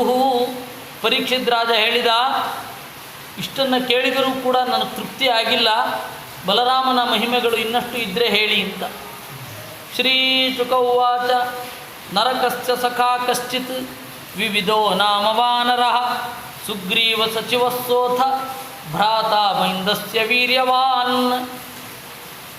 ರಾಮಾಯಣ ಕಾಲದಲ್ಲಿ ಸುಗ್ರೀವನ ಸೈನ್ಯದಲ್ಲಿ ಇಬ್ಬರು ಇದ್ದರು, ಮೈಂದ ಮತ್ತು ವಿವಿಧ ಅಂತ. ಅವರಿಬ್ಬರು ಬೇರೆ ಯಾರೂ ಅಲ್ಲ, ಅಶ್ವಿದೇವತೆಗಳೇ. ಅದರಲ್ಲಿ ವಿವಿಧ ಅಂತನ್ನುವವನು ನರಕನ ಗೆಳೆಯನಾದ. ಅದಕ್ಕೆ ಕಾರಣ ಉಂಟು. ರಾಮಾವತಾರ ಕಾಲದಲ್ಲಿ ರಾಮನ ಜೊತೆಗೆ ಇದ್ದವರು ಮೊದಲೇ ಒಂದು ಶಾಪವನ್ನು ಪಡೆದಿದ್ದರು. ಅವರು ಅಮೃತಮಥನ ಕಾಲದಿಂದ ಆ ಕಪಿಗಳು ಇದ್ದರು. ಅಮೃತಮಥನ ಕಾಲದಲ್ಲಿ ದೇವತಾ ಶರೀರ ಬಿಟ್ಟು ಬೇರೆ ಶರೀರದಲ್ಲಿ ಇರುವವರು, ಅವರು ದೇವತೆಗಳೇ ಆದರೂ ಕುಡಿಲಿಕ್ಕಿರಲಿಲ್ಲ ಅಮೃತವನ್ನು. It was on order of God, ದೇವರ ಆಜ್ಞೆ ಅದು. ಅದು ಇಟ್ಕೊಂಡಿರಿ ಅಂತ ಮೈಂದ ವಿವಿಧರ ಕೈನಲ್ಲಿ ಕೊಟ್ಟಿದ್ದರು. ಅದನ್ನು ಇವರು ಕುಡಿದುಬಿಟ್ರು, ಸ್ವಲ್ಪ ಕುಡಿದು. ಅದರಿಂದಾಗಿ ದೀರ್ಘಕಾಲ ಬಾಳಿದ್ರು. ಆ ಕಾರಣದಿಂದ ಅವರಲ್ಲಿ ಅಸುರಾವೇಶ ಆಯಿತು. ಹಾಗೆ ಅಸುರಾವೇಶ ಆಗಿದ್ದರಿಂದ ದೇವರಿಗೆ ವಿರುದ್ಧವಾದ ಕ್ರಿಯೆ ಮಾಡುವ ಬುದ್ಧಿ ಬಂತು. ರಾಮಾವತಾರ ಕಾಲದಲ್ಲಿ ತಮ್ಮ ಯೋಗ್ಯತೆಗೆ ಮೀರಿದ ಒಳ್ಳೆಯ ಕೆಲಸಗಳನ್ನು ಮಾಡಿದ ಅವರು ಕೃಷ್ಣಾವತಾರ ಕಾಲದಲ್ಲಿ ಉಲ್ಟಾ ನಿಂತರು. ಅದೇ ರಾಮನ ಅವತಾರವಾದ ಕೃಷ್ಣನಿಗೆ ವಿರುದ್ಧವಾಗಿ ನಿಂತರು. ನೋಡಿ ಹೇಗಾಗಿಬಿಡತ್ತೆ. ವಿರುದ್ಧವಾಗಿ ನಿಂತರು. ಸಖ್ಯುಸ್ಸೋಪಚಿತಿಂ ಕುರುವನ್ ವಾನರೋ ರಾಷ್ಟ್ರ ವಿಪ್ಲವಂ ಪುರಗ್ರಾಮಾಕರಾನ್ ಘೋಷಾನ್ ಅದಹಧ್ವನ್ಹಿ ಮುತ್ಸೃಜನ್. ಅವನೇನು ಮಾಡಿದ? ನರಕಾಸುರನನ್ನು ಕೃಷ್ಣ ಕೊಂದ ಅಂತನ್ನುವ ಸಿಟ್ಟಿನಿಂದ ಮಧುರೆಯ ಸುತ್ತಮುತ್ತಲೂ ವಿಪರೀತ ಕಾಟ ಕೊಡ್ತಾ ಇದ್ದ. ಬೆಂಕಿ ಹಚ್ಚಿಬಿಡೋದು, ಹಳ್ಳಿಗಳಿಗೆ ಗೋವುಗಳನ್ನು ಸಾಯಿಸೋದು ಇವುಗಳನ್ನೆಲ್ಲ ಮಾಡ್ತಾ ಇದ್ದ. ರಾಷ್ಟ್ರ ವಿಪ್ಲವಂ ಸ ಘೋಷ ಅನದಹತ್. ಘೋಷ ಅಂತಂದರೆ ಹಸುಗಳ ಹಟ್ಟಿ. ಘೋಷ ಅದಹತ್, ಹಸುಗಳ ಹಟ್ಟಿಯನ್ನು ಸುಡ್ತಾ ಇದ್ದ ಅಂತ. ಕ್ವಚಿತ್ ಸ ಶೈಲಾನುತ್ಪಾಟ್ಯ ತೈರ್ದೇಶಾನ್ ಸಮಚೂರ್ಣಯತ್ ಆನರ್ತಾನ್ ಸುತರಾಮೇತ್ಯ ಯತ್ರಾಸ್ತೆ ಶತ್ರುಹಾ ಹರಿಹಿ. ದೇವರು ಇಲ್ಲದ ಕಾಲವನ್ನು ನೋಡಿಕೊಂಡು ಈ ಕೆಲಸ ಮಾಡುತ್ತಾ ಇದ್ದ. ನೋಡಿ, ಒಂದು ಕಾಲದಲ್ಲಿ ರಾಮನಿಗೆ ಸೇವೆ ಮಾಡಿದವ ಆಮೇಲೆ ಯಾವ ರೀತಿ ಆದ. ಕೆಲವೊಮ್ಮೆ ದೊಡ್ಡ ದೊಡ್ಡ ಬಂಡೆಗಳನ್ನು ತೆಗೆದು ಊರಿನ ಮೇಲೆ ಹಾಕಿಬಿಡ್ತಾ ಇದ್ದ. ಬಂಡ ಉರುಳ್ಕೊಂಡು ಬಂದು ಎಷ್ಟು ಜನ ಸಾಯ್ತಾ ಇದ್ರು. ಅದು ಯಾಕೆ ಅಂದರೆ ಕೃಷ್ಣ ಒಂದು ಕಾಲದಲ್ಲಿ ಇಲ್ಲಿದ್ದ ಅನ್ನುವ ಸಿಟ್ಟು. ಸೀದಾ ಕೃಷ್ಣನಿಗೆ ಇದು ಮಾಡ್ತಾ ಇಲ್ಲ. ಬಲರಾಮ ಬಂದಾಗ ಸಿಕ್ಬಿದ್ದ, ಗೊತ್ತಾಗಿಲ್ಲ, ಬಂದ. ಆಶ್ರಮಾನ್ ಋಷಿ ಮುಖ್ಯಾನಾಂ ಕ್ವಚಿತ್ ಸಮುದ್ರ ಮಧ್ಯಸ್ಥೋ ದೌರ್ಭ್ಯಾಮುದ್ಧೃತ್ಯ ತಜ್ಜಲಂ ದೇಶಾನ್ನಾಗಾಯುತ ಪ್ರಾಣೋ ವೇಲಾಕೂಲಾನಮಜ್ಜಯತ್. ಕೆಲವೊಮ್ಮೆ ಸಮುದ್ರದ ನೀರನ್ನು ಬಲಾತ್ಕಾರವಾಗಿ ತಳ್ಳಿ ವೇಲಾಕೂಲಾನ್ ತೀರದ ತೀರವನ್ನು ಕಡಿಮೆ ಮಾಡ್ತಾ ಇದ್ದ. ತೀರ ಪ್ರದೇಶ ಕಡಿಮೆ ಆಯಿತು ಅಂತಂದರೆ ಸುನಾಮಿ ಅಂದರೆ ಅದೇ ತಾನೆ. ಸುನಾಮಿ ಅಂದರೆ ತೀರ ಪ್ರದೇಶ ಕಡಿಮೆಯಾಗಿ ಇದು ಸಮುದ್ರದ ನೀರು ಬಂದು ಯಾವ ಪರಿ ಹೊಡೆದಿರುತ್ತೆ ಅಂತಂದರೆ ಅದು ಯಾವುದೂ ಉಳಿದಿರಲ್ಲ. ಸುನಾಮಿಯ ಘಟನೆಯನ್ನು ಕಣ್ಣಿಂದ ನೋಡಿದ ಅನುಭವ ಇದೆ. ನಮ್ಮ ಸ್ವಾಮಿಗಳು ಸುನಾಮಿಯಲ್ಲಿ ನೊಂದವರ ಕಣ್ಣೀರು ಒರೆಸಲಿಕ್ಕೆ ಕಡಲೂರಿಗೆ ಹೋಗಿದ್ದಾಗ ನಾನಿದ್ದೆ. ಆವಾಗ ಆ ಪ್ರವಾಹದ ಭೀಕರತೆಯನ್ನು ನೋಡಿದ್ದೇನೆ ನಾನು. ಇವನು ಅದನ್ನು ಕೃತಕವಾಗಿ ಸೃಷ್ಟಿ ಮಾಡ್ತಾ ಇದ್ದ ಅಂದರೆ ಏನು ಭೀಕರ. ವಿವಿಧ ಅಂತಲೂ ಹೇಳ್ತಾರೆ, ದ್ವಿವಿಧ ಅಂತಲೂ ಹೇಳ್ತಾರೆ. ವಿವಿಧ ಅಂತನ್ನೋದು ಪ್ರಾಚೀನ ಇರೋದು, ದ್ವಿವಿಧ ಅಂತಲೂ ಕೆಲವೊಂದು ಕಡೆ ಪ್ರಯೋಗ ಉಂಟು, ತಪ್ಪೇನೂ ಇಲ್ಲ. ಕೃತಕವಾಗಿ ಪ್ರವಾಹ ಸೃಷ್ಟಿ ಮಾಡಿ ತೀರದಲ್ಲಿರತಕ್ಕಂಥದ್ದನ್ನೆಲ್ಲ ಧ್ವಂಸ ಮಾಡ್ತಾ ಇದ್ದ ಅಂತೆ. ಆಶ್ರಮಾನ್ ಋಷಿ ಮುಖ್ಯಾನಾಂ ಕೃತ್ವಾ ಭಗ್ನ ವನಸ್ಪತೀನ್ ಅದೂಷಯಚ್ಛಕ್ರನ್ಮೂತ್ರೈ ಅಗ್ನೀನ್ ವೈತಾನಿಕಾನ್ ಖಲಹ. ಋಷಿಮುಖ್ಯರ ಆಶ್ರಮವನ್ನು ದೂಷಣೆ ಮಾಡ್ತಾ ಇದ್ದ. ಹೇಗೆ? ಅವರು ಹವಿಸ್ಸು ಇತ್ಯಾದಿಗಳಿಗೆಲ್ಲ ಯಾವ ಮರಗಳನ್ನು ಆಶ್ರಯಿಸಿರ್ತಾರೆ ಆ ಮರಗಳನ್ನು ಮುರಿತಾ ಇದ್ದ. ಯಜ್ಞಕುಂಡದಲ್ಲಿ ಹೋಗಿ ಮೂತ್ರ ವಿಸರ್ಜನೆ ಮಾಡ್ತಾ ಇದ್ದ. ಅದೂಷಯಚ್ಛಕ್ರನ್ ಮೂತ್ರೈ ಅಗ್ನೀನ್, ಆಮೇಲೆ ವೈತಾನಿಕಾನ್ ಖಲಹ, ಹೀಗೆ. ಆಮೇಲೆ ಆಶ್ರಮದಲ್ಲಿ ಹೋಗಿ ದುರ್ಭಾಷೆಗಳನ್ನು ಆಡಿದರೆ ಅದು ಆಶ್ರಮ ದೂಷಣೆಯೇ. ಆಶ್ರಮದಲ್ಲಿ ತೀರ ದುರ್ಭಾಷೆಗಳನ್ನು ಆಡಬಾರದು. ಕೆಟ್ಟ ಕೆಟ್ಟ ಪದಗಳನ್ನೆಲ್ಲ ಪ್ರಯೋಗ ಮಾಡಿದರೆ ಅದು ಕೂಡ ಸನ್ನಿಧಾನದ ದೂಷಣೆಯೇ. ಈ ಹಿನ್ನೆಲೆಯಲ್ಲಿ ದೇವಸ್ಥಾನದಲ್ಲಿ ವಾಚಯ್ಯಮರಾಗಿ ಇರಬೇಕು. ಅಂದರೆ ಯದ್ವಾತತ್ವ ಏಕಾರಾಂತ ಶಬ್ದಗಳ ಪ್ರಯೋಗ ಎಲ್ಲ ಮಾಡಬಾರದು. ಪುರುಷಾನ್ ಯೋಷಿತೋ ದೃಪ್ತಃ ಕ್ಷಮಾಭೃದ್ರೋಣಿ ಗುಹಾಸುಸಃ ನಿಕ್ಷಿಪ್ಯ ಚಾಪ್ಯಧಾಶೃಂಗೈ ಪೇಶಸ್ಕಾರೀವ ಕೀಟಕಂ. ಆಮೇಲೆ ಹೆಣ್ಣು ಮಕ್ಕಳನ್ನು ತಗೊಂಡು ಹೋಗಿ ಗುಹೆ ಒಳಗಡೆ ಇಟ್ಟು ಅಲ್ಲಿ ಬಂಡೆಯನ್ನು ಮುಚ್ಚಿ ಅವರನ್ನು ಮಾನಸಿಕವಾಗಿ ಚಿತ್ರಹಿಂಸೆ ಮಾಡ್ತಾ ಇದ್ದಂತೆ. ಎಷ್ಟೋ ಜನ ಪುರುಷರನ್ನು ಆ ರೀತಿ ಮಾಡ್ತಾ ಇದ್ದ. ಅವರನ್ನು ಮಾನಸಿಕವಾಗಿ ವಿಪರೀತ ಕಿರುಕುಳ ಕೊಟ್ಟು ಅವರಿಗೆ ತಡೆಯಬಾರದನ್ನೆಲ್ಲ ಮಾಡ್ತಾ ಇದ್ದ. ತಂ ದೇಶಂ ವಿಪ್ರಕುರ್ವನ್ವೈ ದರ್ಶಯನಶ್ಚ ಕುಲಸ್ತ್ರೀಯ ಶ್ರುತ್ವಾ ಸುರಳಿತಂ ಗೀತಂ ಗಿರಿಂ ರೈವತಕಂ ಯಯೌ. ಈ ಥರದವನು ಬಲರಾಮನ ಕಡೆಗೆ ಯಾಕೆ ಬಂದ ಅಂದರೆ ಆ ರೈವತ ಪರ್ವತದಲ್ಲಿ ಹೆಣ್ಣು ಮಕ್ಕಳ ಜೊತೆಗಿದ್ದಾಗ ಅವರು ಹಾಡು ಹೇಳಲಿಕ್ಕೆ ಶುರು ಮಾಡಿದ್ರು. ಆ ಹಾಡು ಕೇಳಿತು ಅವನಿಗೆ. ಸರಿ, ಹೆಣ್ಣು ಮಕ್ಕಳನ್ನು ಕಾಡಿಸಬಹುದಲ್ಲ ಅಂತ ಬಂದ ಬಲರಾಮ ಇದ್ದ.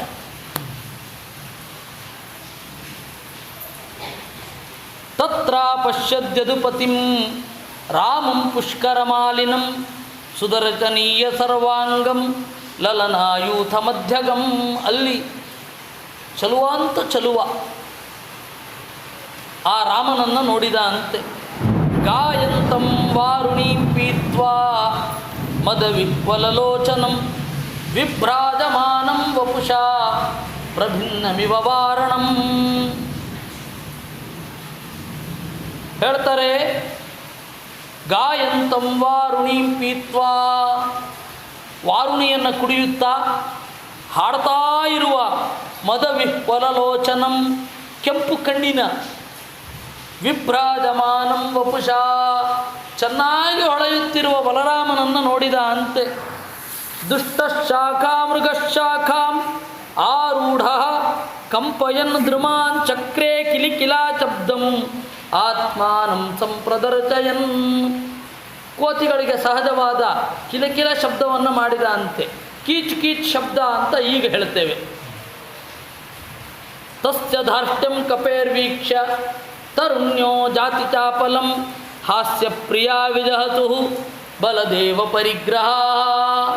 ಈ ಕಪಿಯ ಕಿರಿಚಾಟವನ್ನು ಕೇಳಿ ಹೆಣ್ಣು ಮಕ್ಕಳೆಲ್ಲ ನಕ್ರಂತೆ. ಥಾ ಹೇಳಯಾಮಾಸ ಕಪಿ ಭ್ರೂಕ್ಷೇಪೈ ಸಮ್ಮುಖಾದಿಭಿ ಸಂದರ್ಶಯನ್ ಬುಧಂ ತಾಸಾಂ ರಾಮಸ್ಯ ಚ ನಿರೀಕ್ಷತಃ. ಈ ಕಪಿ ಬುದ್ಧಿ ಬಿಡಬೇಕಲ್ಲ, ಅವರಿಗೆ ಹಿಂಭಾಗವನ್ನು ತೋರಿಸಿ ತಮಾಷೆ ಮಾಡಿದ ಅಂತೆ. ರಾಮಾಯಣದಲ್ಲಿಯೂ ಕೂಡ ಕಪಿಗಳು ಸಿಟ್ಟು ಮಾಡಿದಾಗ ಅವ್ರನ್ನ ಬೇರೆಯವ್ರನ್ನ ತಮಾಷೆ ಮಾಡಲಿಕ್ಕೆ ಹೀಗೆ ಮಾಡಿದ್ರು ಅಂತ ಹಿಂಭಾಗ ತೋರಿಸಿ ತಮಾಷೆ ಮಾಡಿದ್ರು ಅಂತ. ದೇವಯೋನಿಂಚ ದರ್ಶಿತಾಹ ಅಂತ ವಾಲ್ಮೀಕಿಗಳು ಹೇಳ್ತಾರೆ ಸುಂದರಕಾಂಡದಲ್ಲಿ. ಆ ದಧಿಮುಖನಿಗೆ ಅವನಿಗೆ ತಮಾಷೆ ಮಾಡಲಿಕ್ಕೆ ಹಿಂಭಾಗ ತೋರಿಸಿದ್ರು ಅಂತ. ನನಗೆ ಇದೇನಿದು ಹೀಗೆ ಅಂತ. ಬೇರೆ ದೇಶದವರಿಗೆ, ಅದು ವಿಶೇಷತಃ ಆ ಕೆರೆಬಿಯನ್, ಫ್ರೆಂಚ್ ಗಯಾನ ಆಚೆ ಪ್ರದೇಶದವರಿಗೆ ಯಾರನ್ನು ಬೈದರೂ ಸಿಟ್ಟು ಬರಲ್ಲ, ಮಂಕಿ ಅಂತ ಬೈದರೆ ಸಿಟ್ಟು ಬರುತ್ತೆ. ಯಾಕೆ ಅಂದರೆ ಅವರ ಚೇಷ್ಟೆಯೂ ಹಾಗೇ ಇರುತ್ತೆ. ಅವರೂ ಕೂಡ ತಮಾಷೆ ಮಾಡಬೇಕಾದ್ರೆ ಹಿಂಭಾಗವನ್ನು ತೋರಿಸ್ತಾರೆ. ಹೀಗಾಗಿ ಅದು ಅವರಿಗೆ ಮಂಕಿ ಅಂತ ಬೈದರೆ ರೇಷಿಯಲ್, ಅದು ಜನಾಂಗ ನಿಂದನೆ ಅಂತ ತೆಗೆದುಕೊಂಡು ಬಿಡ್ತಾರೆ. ರೇಷಿಯಲ್ ಅಬ್ಯೂಸ್ ಅಂತ ಯಾಕೆ ತಗೋತಾರೆ ಅಂದರೆ, ಅವನು ಸ್ವಲ್ಪ ದಿವಸಗಳ ಹಿಂದೆ ಕ್ರಿಕೆಟಿನಲ್ಲಿ ನಿಮಗೆ ಗೊತ್ತಿರಬಹುದು, ಹರ್ಭಜಂತನ್ನು ಬೈದದ್ದು ಮಾಕಿ ಅಂತ ಬೈದದ್ದು ಮಂಕಿ ಅಂತ ಕೇಳಿಸ್ತು ಅವ್ರಿಗೆ. ಯಾಕೆ ಮಂಕಿ ಅಂದರೆ ಅಷ್ಟೊಂದು ಸಿಟ್ಟು ಅಂತಂದರೆ ಅದರ ಮೂಲ ಇಲ್ಲಿದೆ. ರೇಷಿಯಲ್ ಅಬ್ಯೂಸ್ಗೆ ಇದು ಬಳಸೋದು, ಜನಾಂಗೀಯ ನಿಂದನೆಗೆ ಅವರು ಬಳಸುವಂತಹ ಕ್ರಮ ಇದು. ಅದರಿಂದಾಗಿ ಅವರು ವಿಪರೀತ ಸೀರಿಯಸ್ ಆಗ್ತಾರೆ. ಯಾವಾಗ ಅದನ್ನು ತೋರಿಸಿದ್ರು ಬಲರಾಮನಿಗೆ ಸಿಟ್ಟು ಬಂತು. ತಮ್ ಗ್ರಾವಣ ಪ್ರಾಹರತ್ ಕ್ರುದ್ಧ. ಯಾಕೆ ಇದನ್ನು ನಾನು ಬಿಡಿಸಿ ಹೇಳಿದ್ದು ಅಂದರೆ, ಪುರಾಣ ಕಾಲದಲ್ಲಿರುವ ಯಾವ ಘಟನೆ ಈಗ ಹೇಗಾಗತ್ತೆ, ಸಮಕಾಲೀನ ಸಮಾಜದಲ್ಲಿ ಹೇಗೆ ಪುರಾಣದ ಪ್ರತಿಬಿಂಬಗಳಿದೆ, ಇದನ್ನು ತಿಳ್ಕೊಳ್ಳದೆ ಹೋದರೆ ಕಥೆಯಲ್ಲಿ ಗಟ್ಟಿತನ ಏನು? ಬಲರಾಮ ಬಂದ, ವಿವಿಧನನ್ನು ಕೊಂದ ಅಂತ ಹೇಳಿದರೆ ಇದೆಲ್ಲ ಡೀಟೇಲ್ಸ್ ಮಿಸ್ ಆಗ್ತದೆ. ಇದೆಲ್ಲ ತಿಳ್ಕೊಳ್ಳೋದ್ರಿಂದ ಏನು ಪ್ರಯೋಜನ ಅಂದರೆ, ಪರಂಪರೆಯಿಂದ ಏನೇನು ಘಟನೆಗಳು ಇದೆ, ಪರಂಪರೆಯಲ್ಲಿ ಏನೇನು ಬದಲಾವಣೆಗಳಾಗಿವೆ, ಏನು ಬದಲಾವಣೆ ಆಗಿಲ್ಲ, ಇದೆಲ್ಲದರ ಅರಿವು ಬೀಳಬೇಕಾಗತ್ತೆ. ಆವಾಗ ಈ ಜಗತ್ತಿನ ನಡೆಯ ಬಗ್ಗೆ ಒಂದು ಐಡಿಯಾ ಬರುತ್ತೆ. ಜಗತ್ತಿನ ನಡೆಯ ಬಗ್ಗೆ ಒಂದು ಐಡಿಯಾ ಬಂದರೆ ಆಗ ದೇವರ ಮಹತ್ವ, ದೇವರ ಬುದ್ಧಿ ಪ್ರಚೋದನೆ ಹೇಗೆ ಇತ್ಯಾದಿಗಳೆಲ್ಲ ತಿಳ್ಕೊಂಡ ಹಾಗಾಗತ್ತೆ. ಜಗತ್ತನ್ನು ತಿಳ್ಕೊಳ್ಬೇಕಲ್ವೇ, ಜಗದೀಶನನ್ನು ತಿಳ್ಕೊಳ್ಬೇಕಾದದ್ದು. ಜಗತ್ತನ್ನು ತಿಳಿಲಿಕ್ಕೆ ಜಗದೀಶನನ್ನು ತಿಳ್ಕೊಳ್ಬೇಕು, ಜಗದೀಶನನ್ನು ತಿಳ್ಕೊಳ್ಬೇಕಾದ್ರೆ ಜಗತ್ತನ್ನು ತಿಳ್ಕೊಳ್ಬೇಕು. ಎರಡೂ ಕೂಡ. ಪುರಾಣಗಳನ್ನು ಓದಬೇಕಾದ್ರೆ ಅದು ಸಹಜ. ಈ ಹಿನ್ನೆಲೆಯಲ್ಲಿ ಇದು ಬಹಳ ಮುಖ್ಯ. ಅವನಿಗೆ ಸಿಟ್ಟು ಬಂತಂತೆ. ಗ್ರಾವಣ ತಂ ಪ್ರಾಹರತ್ ಕ್ರುದ್ಧ, ಕಲ್ ತಗೊಂಡು ಎಸೆದ ಅಂತೆ ಬಲರಾಮ. ಸವಂಚ ಇತ್ವಾ ಗ್ರಾವಾಣಂ ಮದಿರಾ ಕಲಶಂ ಕಪಿ ಗೃಹೀತ್ವಾ ಹೇಳಯ ಮಾತ ಧೂರ್ತಸ್ಥಂ ಕೋಪಯನ್ ಭೃತಂ. ಆ ಕಲ್ಲನ್ನು ತಪ್ಪಿಸಿಕೊಂಡ. ಬಲರಾಮನ ಹತ್ತಿರ ಬಂದು ಅವನ ಮದ್ಯಪಾತ್ರೆಯನ್ನು ಇಟ್ಕೊಂಡು ಓಡಿದ ಅಂತೆ. ಓಡಿ ಅಣಗಿಸಿದ. ಭೃಚಂ ನಿರ್ಭಿದ್ಯ ಕಲಚಂ ವಾಸಸ್ಯಾಸ್ಫಾಲಯನ್ ಬಲಂ ಕದರ್ಥೀಕೃತ್ಯ ಬಲವಾನ್ ವಿಪ್ರಚಕ್ರೇ ಬಲೋದ್ಧತಃ. ಆಮೇಲೆ ಅವನು ನೋಡ್ತಾ ಇರಬೇಕಾದ್ರೆ ಅವನು ತೆಗೆದುಕೊಂಡು ಕುಡಿತಾ ಇದ್ದ ಮದ್ಯದ ಪಾತ್ರೆಯನ್ನು ಅಪ್ಪಳಿಸಿ ಒಡೆದ ಅಂತೆ. ಆಮೇಲೆ ತಾನು ಉಟ್ಟ ಬಟ್ಟೆಯನ್ನು ಹೀಗೆ ಆಡಿಸಿದ ಅಂತೆ, ನಿನ್ನ ಗಾಳಿಗೆ ಹಿಡಿತೇನೆ ಅಂತ. ಕ್ರುದ್ಧೋ ಮುಸಲಮಾದತ್ತ ಹಲಂ ಚಾರಿ ಜಿಘಾಂಸಯ ವಿವಿಧೋಪಿ ಮಹಾವೀರ್ಯ ಸಾಲಮುತ್ಪಾಟ್ಯ ಪಾಣಿನ. ಆಗ ಅರ್ನೆಸ್ಟ್ ಅಂದರೆ ಗೊತ್ತಾಗಲ್ಲ, ಸೀರಿಯಸ್ ಆದ ಬಲರಾಮ. ಸೀರಿಯಸ್ ಅಂದರೆ ರೋಗಿಷ್ಠ ಅಂತ, ಅರ್ನೆಸ್ಟ್ ಅಂದರೆ ಗಂಭೀರ ಅಂತ. ಆದರೆ ಇವತ್ತು ನಾವು ಗಂಭೀರ ಅನ್ನಲಿಕ್ಕೆ ಆರ್ ಯು ಸೀರಿಯಸ್ ಅಂತ ಕೇಳ್ತೇವೆ ಇಂಗ್ಲೀಷಿನಲ್ಲಿ. ತಪ್ಪು ಇಂಗ್ಲೀಷ್ ಅದು, ಅದು ಪ್ರಯೋಗ ಮಾಡಬಾರದು. ಕೈಲಾಸಂಗೆ ಅವರಪ್ಪ ಕೇಳಿದ್ರಂತೆ ಕಡೆಗಾಲದಲ್ಲಿ, ನಿನಗೆ ನನ್ನ ಆಸ್ತಿಯಲ್ಲಿ ಏನಾದರೂ ಬರ್ಕೊಡ್ಲಾ ಅಂತ. ಬೇಡ ಅಂದ್ರಂತೆ. ಅದಕ್ಕೆ ಆರ್ ಯು ಸೀರಿಯಸ್ ಅನ್ನಂತೆ. I am not serious, earnestly I am speaking, but you are serious ಅಂದ್ರಂಥವ್ರು.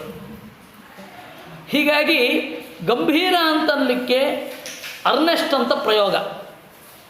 ತಥಾಚ ಅವನು ಗಂಭೀರನಾದ ಅಂತ ನಾವು ಹೇಳ್ತೇವಲ್ಲ, ಅಂದರೆ ಒಂದು ವಿಚಾರವನ್ನು ಈಗಿನ ಭಾಷೆಯಲ್ಲಿ ಹೇಳೋದಾದರೆ ಸೀರಿಯಸ್ ಆಗಿ ತೆಗೆದುಕೊಂಡ.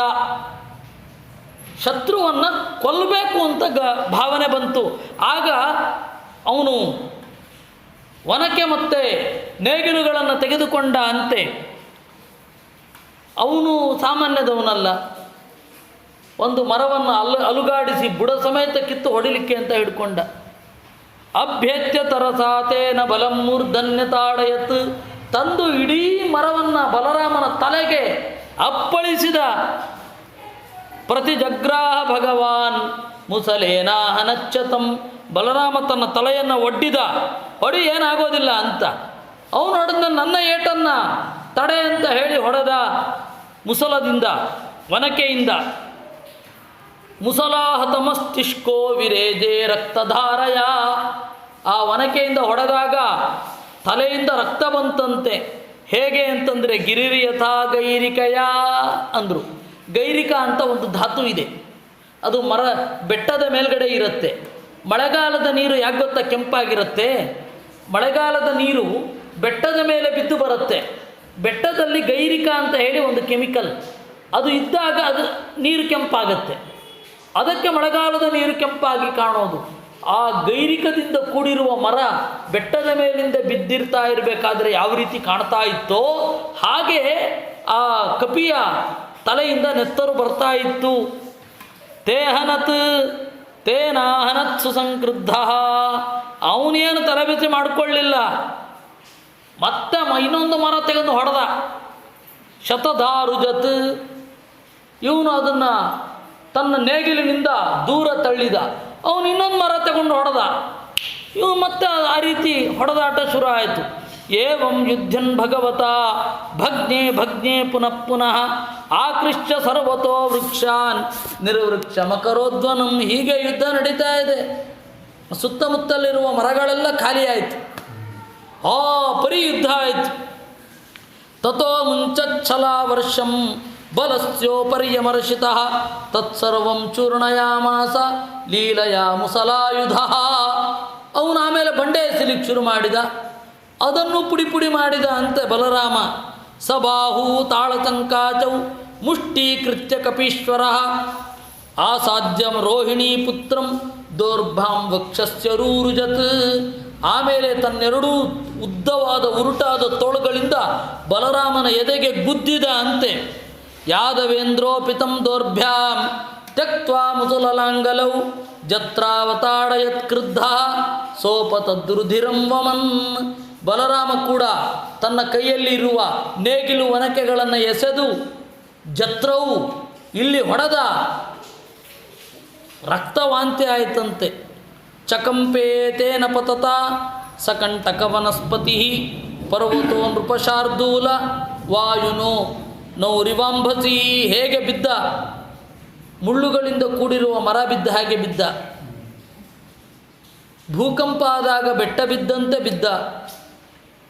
ಸುಂಟರ ಗಾಳಿಯಿಂದ ಹಡಗು ಮೊಗಚಿಕೊಂಡಂತೆ ಮೊಗಚಿಕೊಂಡು ಬಿದ್ದ.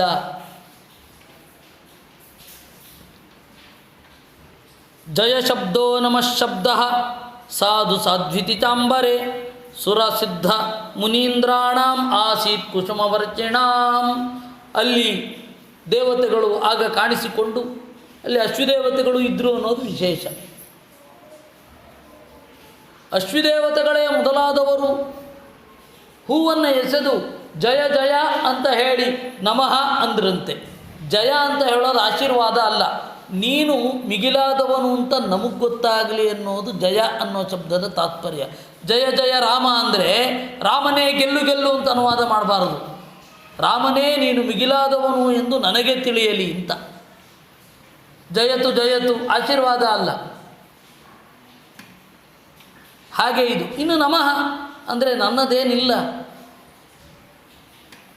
ಆತ್ಮಾರ್ಪಣೆಯನ್ನೇ ನಮಸ್ಕಾರ ಅಂತ ಅನ್ನೋದು. ಏವಂ ನಿಹತ್ಯ ವಿವಿಧಂ ಜಗದ್ವ್ಯತಿಕರಾವಹಂ ಸಂಸ್ತೂಯಮಾನೋ ಭಗವಾನ್ ಜನೇ ಸ್ವಪುರಮಾವಿಶತ್.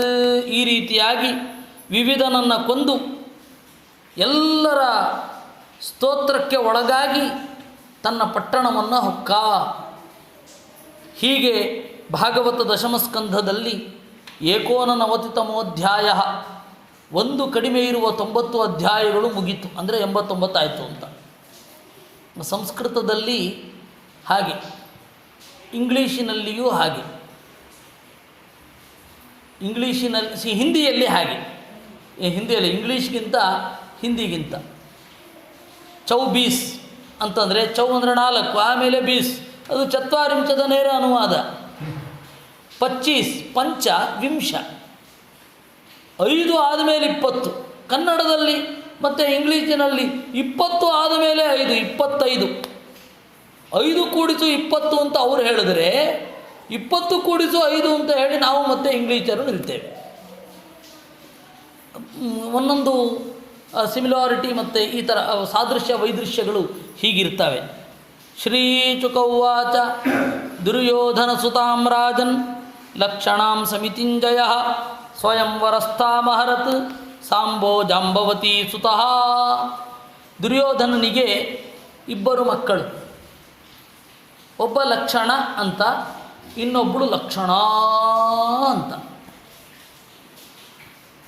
ಈ ಲಕ್ಷಣ ಇದ್ದಾನಲ್ಲ ಅವನು ರಾಮಾಯಣ ಕಾಲದ ಒಬ್ಬ ದೈತ್ಯನೇ. ಲಕ್ಷಣ ಅಂತ ಇದ್ದಾಳಲ್ಲ ಅವಳು ಬೇರೆ ಯಾರೂ ಅಲ್ಲ, ಸ್ವಯಂ ರತಿ. ಸಾಂಬ ಕೃಷ್ಣನ ಮಗ, ಅವನು ದೊಡ್ಡಪ್ಪನ ಆರೈಕೆಯಲ್ಲೇ ಹೆಚ್ಚು ಬೆಳೆದದ್ದು. ಸಾಂಬ ಮತ್ತು ಪ್ರದ್ಯುಮ್ನರು ಅಪ್ಪನಿಗಿಂತ ಹೆಚ್ಚು ದೊಡ್ಡಪ್ಪನಿಗೆ ಹತ್ತಿರ. ಅದರಿಂದಾಗಿ ಅವರಿಬ್ಬರಿಗೂ ದೊಡ್ಡಪ್ಪನನ್ನು ಮೀರಿದ ಅಂತ ಅರ್ಜುನನ ಮೇಲೆ ಸಿಟ್ಟು. ತಂದೆಗೆ ವಿರುದ್ಧವಾಗಿ ನಿಂತರು ಅವರು. ಇವತ್ತಿಗೂ ಕೂಡ ನಾವು ಅವರನ್ನು ಜೊತೆಯಾಗೇ ಪೂಜಿಸೋದು. ಸುಬ್ರಹ್ಮಣ್ಯ ಕ್ಷೇತ್ರದಲ್ಲಿ ನಾಗಬನದಲ್ಲಿ ವಾಸುಕಿ ಎಲ್ಲೆಲ್ಲಿರ್ತಾನೋ ಅಲ್ಲೆಲ್ಲ ಸಂಕರ್ಷಣನನ್ನು ಮತ್ತು ಸ್ಕಂದನನ್ನು ಪೂಜೆ ಮಾಡೋದು. ಸಾಂಬನೇ ಸ್ಕಂದ, ಸ್ಕಂದನೇ ಸಾಂಬ. ಅಲ್ಲಿ ಸುಬ್ಬರಾಯ ಅಂದರೆ ನಾಗ ಅಲ್ಲ, ಸ್ಕಂದ. ಸುಬ್ರಹ್ಮಣ್ಯ ಅನ್ನೋದರ ತದ್ಭವ ಸುಬ್ರಾಯ ಅನ್ನೋದು. ಸುಬ್ರಾಯನಿಗೂ ನಾಗನಿಗೂ ಸಂಬಂಧ ಇಲ್ಲ. ಸುಬ್ರಾಯ ಅಂದರೆ ನಾಗ ಅಲ್ಲ, ಸುಬ್ರಹ್ಮಣ್ಯ ಅಂದರೆ ಸ್ಕಂದ.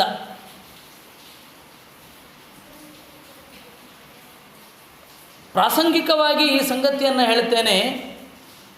ಸುಬ್ರಹ್ಮಣ್ಯದಲ್ಲಿ ಇರೋದು ವಾಸುಕಿಯ ಬಿಲ. ವಾಸುಕಿಯ ಅಧಿಷ್ಠಾನದಲ್ಲಿ ಸಂಕರ್ಷಣನ ಆರಾಧನೆ ಮಾಡೋದು. ಅಲ್ಲಿ ಸ್ಕಂದ ನೆಲೆ ನಿಂತಿದ್ದಾನೆ. ಅವರಿಬ್ಬರ ಸ್ನೇಹದ ದ್ಯೋತಕ ಅದು. ಇನ್ನು ಉಡುಪಿಯಲ್ಲಿ ಸುಬ್ರಹ್ಮಣ್ಯ ಇರೋದಲ್ಲ, ಅಲ್ಲಿ ಇರೋದು ತಕ್ಷಕನ ಬಿಲ, ತಕ್ಷಕ ಇರೋದು. ಮಂತ್ರಗಳೆಲ್ಲ ತಕ್ಷಕ ಅಂತ ಹೇಳ್ತವೆ. ಅಲ್ಲಿ ಬೋರ್ಡ್ ಬೇರೆ ಇರುತ್ತೆ. ನಮ್ಮ ದುರಂತ ಮಂತ್ರವನ್ನು ಕೇಳಿದರೆ ಗೊತ್ತಾಗುತ್ತೆ ಯಾರಿಗೆ ಪೂಜೆ ಮಾಡ್ತಾ ಇದ್ದಾರೆ ಅಂತ. ಅಲ್ಲಿ ಸುಬ್ರಹ್ಮಣ್ಯನಿಗೆ ಪೂಜೆ ಸಲ್ಲಿಸಿ ಬರ್ತಾರೆ. ಹಾಗಲ್ಲ, ಅದು ತಪ್ಪು ಉಪಾಸನೆ ಆಗುತ್ತೆ. ಅಲ್ಲಿ ಇರೋದು ವಾಸುಕಿಯ ಬಿಲ ಸುಬ್ರಹ್ಮಣ್ಯದಲ್ಲಿ, ಅಂದರೆ ಕುಕ್ಕೆ ಸುಬ್ರಹ್ಮಣ್ಯದಲ್ಲಿ. ಈ ಬೇರೆ ಕಡೆ ಸುಬ್ರಹ್ಮಣ್ಯ ಕ್ಷೇತ್ರಗಳೆಲ್ಲ ಉಂಟು. ತಾಂಗೋಡು, ಮಾಂಗೋಡು, ಅರಿತೋಡು, ಮುಚ್ಚಲುಕೋಡು, 4 ಸ್ಕಂದ ದೇವಸ್ಥಾನಗಳು ಉಡುಪಿಯ ಸುತ್ತ. ಅಲ್ಲಿ ಸಂಕರ್ಷಣನನ್ನು ಮತ್ತು ಸ್ಕಂದನನ್ನು ಪೂಜೆ ಮಾಡೋದು. ಸ್ಕಂದ ಕ್ಷೇತ್ರಗಳಲ್ಲಿ ನಾಗಾರಾಧನೆ ಯಾಕೆ ಮಾಡೋದು ಅಂದರೆ ಇವರಿಬ್ಬರ ಸ್ನೇಹದ ಸಂಕೇತ ಅದು.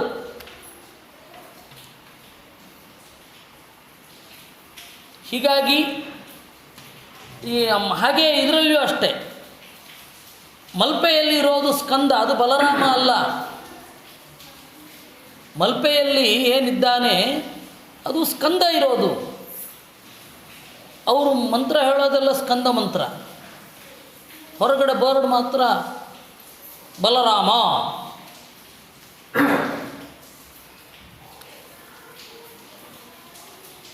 ವಡಪಾಂಡೇಶ್ವರ ಅಂತ ಸ್ಕಂದನಿಗೆ ಹೆಸರು. ವಡಭಾಂಡ ಅಲ್ಲ, ಪಾಂಡಿ. ಪಾಂಡಿ ಅಂತ ಹೇಳಿದ್ರೆ ದೋಣಿ. ಒಡೆದ ಪಾಂಡಿ ಇಲ್ಲಿ ಇತ್ತು. ಯಾವುದೋ ಕಾಲದಲ್ಲಿ ಅದು ದೋಣಿ ಒಡೆದು ಹೋಗಿತ್ತು, ಹಡಗು ಒಡೆದು ಹೋಗಿತ್ತು ಅದರ ಹತ್ತಿರ. ಅಲ್ಲಿ ಈ ಗೋಪಿಚಂದನದ ಮುದ್ದೆ ಒಳಗಡೆ ಕೃಷ್ಣ ಇದ್ದ. ಆಚಾರ್ಯರು ಇನ್ಯಾವುದೋ ಕಾಲದಲ್ಲಿ ಹೋಗಿದ್ದು. ಆಚಾರ್ಯರು ಗಾಳಿ ಬೀಸಿದ್ರು, ಹಡಗು ಬಂತು. ಅವೆಲ್ಲ ಶುದ್ಧ ಕಟ್ಟುಕತೆ, ಪೆದ್ದುತನದ ಕಥೆಗಳು ಅದೆಲ್ಲ. ಹಾಗಿಲ್ವೇ ಇಲ್ಲ. ಇವ್ರು ಯಾರೋ ಮಾಡಿರೋದದು.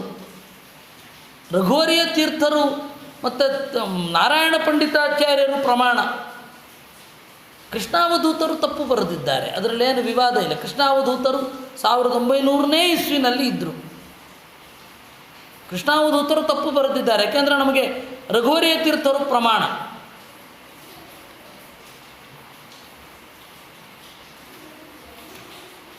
ಅವರು ಈ ಕಥೆಯನ್ನು ಹೇಳಿದ್ದಾರೆ. ವಾರ್ಧೌ ಭಿನ್ನೋ ಭವತ್ ಪ್ಲವಃ. ಸಮುದ್ರದಲ್ಲಿ ಯಾವುದೋ ಒಂದು ಕಾಲದಲ್ಲಿ ಅದು ಹಡಗು ಒಡೆದು ಹೋಗಿತ್ತು. ಇನ್ಯಾವುದೋ ಕಾಲದಲ್ಲಿ ಆಚಾರ್ಯರು ಹೋದರು, ಹೋಗಿ ಅಲ್ಲಿ ಮುಳುಗಿರಿ ಅಂತ ಹೇಳಿದ್ರು. ಮುಳುಗಿ ಆದಮೇಲೆ ಹೊರಗಡೆ ತಂದು 4-5 ಜನರಿಂದ ಅದನ್ನು ಶುದ್ಧ ಮಾಡಿಸಿದರು. ಆಮೇಲೆ ತಾವು ಮುಟ್ಟಿ ಅದನ್ನು ಉಡುಪಿಗೆ ತರ್ತಾ ಏನು ಹಾಡಿದರು ಅದು ಅನೇಕ ಹಾಡುಗಳು. ಮತ್ಸ್ಯಕ ರೂಪಲ ಯೋಧ ವಿಹಾರಿ ನಾಗ ಹಾಡಿದ್ದದು. ಅದು ಆ ಸ್ತೋತ್ರಗಳು ಕೂಡ ಬಿಡಿ ಬಿಡಿಯಾಗಿರೋದು. ಅದು ಒಟ್ಟಿಗೆ ಒಂದು ಗ್ರಂಥ ಅಲ್ಲ, 12 ಸ್ತೋತ್ರ ಅಂತ ಒಂದು ಗ್ರಂಥ ಅಲ್ಲ, ಬೇರೆ ಬೇರೆ ಸ್ತೋತ್ರಗಳದು. ಅದು ಬೇರೆ ಬೇರೆ ಬೇರೆ ಬೇರೆ ಬೇರೆ ಬೇರೆ ಸ್ತೋತ್ರಗಳು, ಬೇರೆ ಬೇರೆ ಪ್ರಸಂಗಗಳಲ್ಲಿ ಮಾಡಿದ್ದು. ಪ್ರಥಮೋಧ್ಯಾಯ ಅಂತಾರೆ, ಅದು ಶುದ್ಧ ತಪ್ಪು. ಆ ಸ್ತೋತ್ರದಲ್ಲಿ ಯಾರು ಅಧ್ಯಾಯ ಅಂತ ಹೇಳ್ತಾರೆ. ಹೀಗಾಗಿ ಅದು ಬೇರೆ ಬೇರೆ ಬಿಡಿ ಬಿಡಿಯಾದ ಹಾಡು. ಯಾಕೆ ಬಂತು ಇವೆಲ್ಲ ಅಂದರೆ ಸ್ಕಂದನ ಆರಾಧನೆ. ಯಾಕೆ ನಾಗ ಮತ್ತು ಸ್ಕಂದನ ಆರಾಧನೆ ಯಾಕೆ ನಡೆಯುತ್ತೆ? ಸ್ಕಂದ ಕ್ಷೇತ್ರದಲ್ಲಿ ನಾಗನ ಆರಾಧನೆ ಯಾಕೆ ನಡೆಯುತ್ತೆ? ನಾಗಬನಗಳಲ್ಲಿ ಯಾಕೆ ಸ್ಕಂದ ಇರ್ತಾನೆ ಅಂದರೆ ಅವರಿಬ್ಬರ ನಡುವಣ ಬಾಂಧವ್ಯ ಅವಾಗಿಂದ ಹಾಗೇ ಮುಂದುವರ್ಕೊಂಡು ಬಂದಿದೆ. ದೇವತಾ ಮೀಮಾಂಸೆಯಲ್ಲಿ ಪುರಾಣವನ್ನು ಅವಶ್ಯವಾಗಿ ತಗೊಳ್ಬೇಕಾಗತ್ತೆ. ಪುರಾಣ ಮತ್ತು ತಂತ್ರ. ಘಟ್ಟದ ಮೇಲಿನವರು ತಂತ್ರ ಅಂದರೆ ಏನು ಅಂತಲೇ ಗೊತ್ತಿಲ್ಲ. ತಂತ್ರ ಓದುವವರಿಗೆ ವೇದಾಂತ ಗೊತ್ತಿಲ್ಲ. ಎರಡೂ ಮಧ್ಯದಲ್ಲಿ ಇರಬೇಕು, ಎರಡನ್ನೂ ಒಳಗೊಂಡಿರಬೇಕು. ನಾವು ತಂತ್ರಶಾಸ್ತ್ರವನ್ನು ಒಳಗೊಂಡಿರಬೇಕು. ಒಂದು ದೇವಾಲಯ ಮಾಡೋದು ಅಂತ ಹೇಳಿದ್ರೆ ತಂತ್ರಶಾಸ್ತ್ರ ಇಲ್ಲದೆ ಅಲ್ಲ, ತಂತ್ರಶಾಸ್ತ್ರ ಗೊತ್ತಿರಬೇಕು. ಪೌರೋಹಿತ್ಯ ಮಾಡಬೇಕಾದ್ರಂತೂ ತಂತ್ರಶಾಸ್ತ್ರ ಗೊತ್ತಿರಲೇಬೇಕು.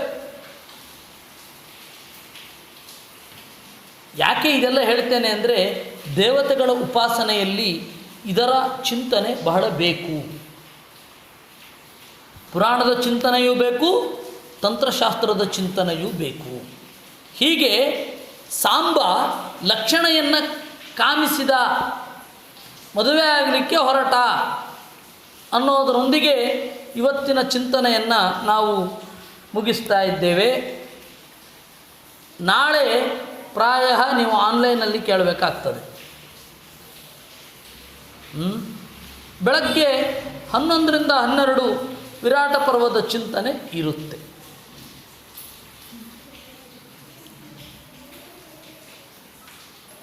ಕೃಷ್ಣಾರ್ಪಣಮಸ್ತು.